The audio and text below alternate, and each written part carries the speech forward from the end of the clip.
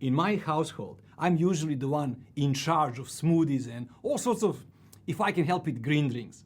Yesterday my son beat me to it and he just handed me a glass full of some red goodness. He simply said, "Dad, this is for you." Well, my brain instantly went, yum, thank you, my son.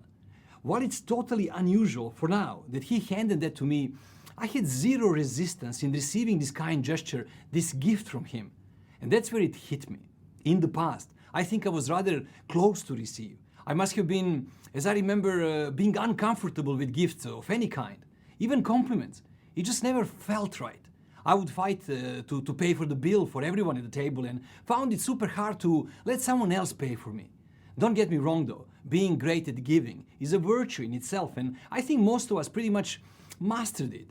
We were raised to be giving, I think, generalizing here of course. In order to have balance in life though, we ought to become good at receiving as well. So many people pray for more in life, and yet they cringe in moments when life presents them with gifts. By doing so, we are communicating to the world around us, to the universe itself, that we are not ready, not open to receive. Life has been super kind to me in the last few years of my life, and I feel as blessed as it gets. Now, how about you though? What are you better at, giving or receiving? In either case, spend some time practicing the one that needs practicing. And do more of that for a while. Bring them back into balance.